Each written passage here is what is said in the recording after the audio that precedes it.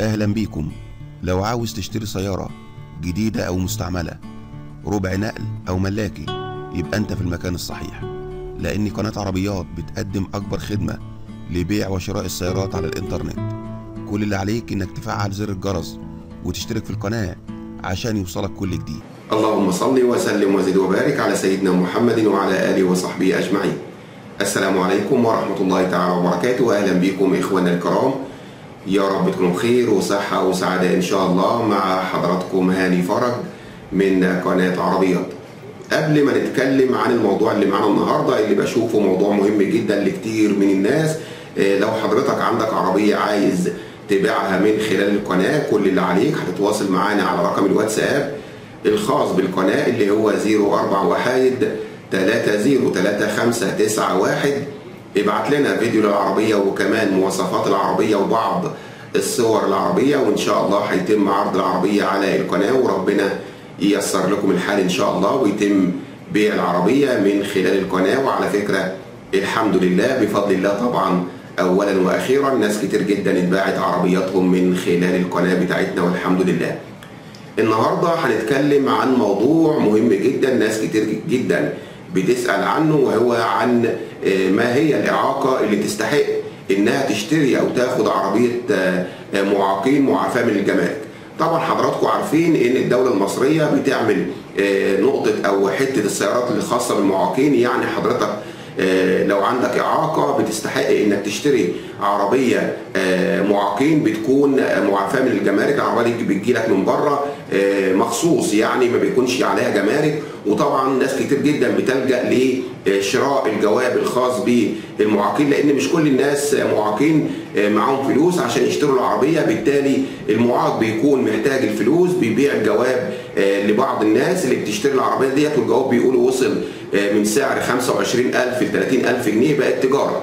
وناس كتير جدا بتسأل عن ايه الإعاقة اللي من خلالها اقدر استحق سيارة معاقين بتكون معافاة من الجمارك. كان الاول تقريبا الإعاقة الرجلية بس، يعني لو حد عنده إعاقة في الرجل يقدر يستحق عربية معاقين، ولكن في بعض الأمراض الأخرى اللي ربنا طبعا يشفي الجميع إن شاء الله بيكون ملهاش سيارات معاقين. ولكن الحكومة المصرية أضافت بعض الإعاقات الأخرى اللي من خلالها تقدر تستحق عربية معاقين معافاة من الجمارك. عشان كده عملت الموضوع النهاردة علشان أقول لحضراتكم على الإعاقات الجديدة اللي تم إضافتها على الموقع الرسمي الخاص بوزارة الصحة والسكان. وهسيب لحضراتكم رابط الموقع أسفل الفيديو، لأن فيه كل الأمور المتعلقة بالمعاقين. يعني لو حضرتك عايز تقدم طلب للكشف الطبي وتحدد إمتى الكشف والكلام ده كله من خلال الموقع. يعني حضرتك مش لازم تروح القاهرة علشان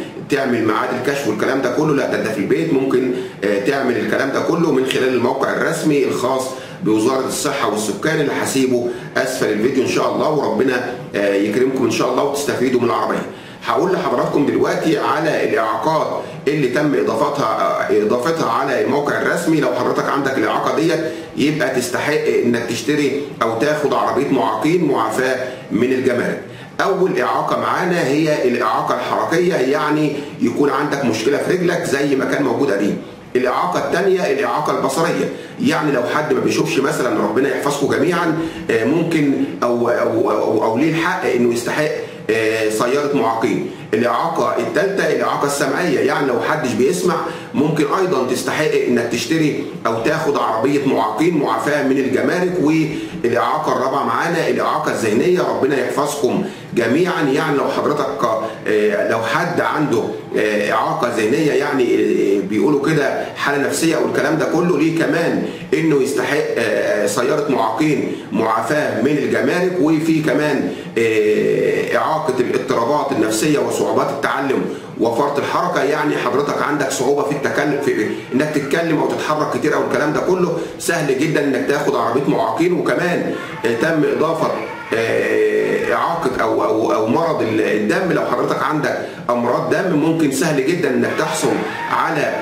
عربية معاقين معافاة من الجمارك. وكمان أمراض القلب، يعني لو حضرتك عندك مشكلة في القلب أو عملت عملية في القلب، طبعا ده كله بتكشف الأول، يعني ما يكونش حد عنده الدم مثلا أو القلب يعني عنده مرض بسيط ممكن ياخد عربيه، لا ده بيكون فيه كشف والكلام ده كله. لازم يكون امراض قلب مزمنه او تكون حالته متاخره زي ما بيقولوا، ربنا يعافي الجميع ان شاء الله. وفي اعاقه كمان او بدا يصرفوا عربيات معاقين للاقزام اللي قصار القامه، كمان بقوا بياخدوا عربيات معاقين. دي الاعاقات اللي تم اضافتها على الموقع الرسمي الخاص بوزاره الصحه والسكان اللي تستحق عربيه معاقين، كمان تكون معافاه من الجمارك. وطبعا حضراتكم عارفين ان العربيات اللي بتيجي من الخارج بتكون طبعا حالتها والكلام ده كله مقارنه بالعربيات الموجوده في مصر، لا ناس كتير جدا بتلجا لعربيات المعاقين. وطبعا ان شاء الله في مواضيع قادمه هنقول لحضراتكم على اسعار هذه العربيات، وكمان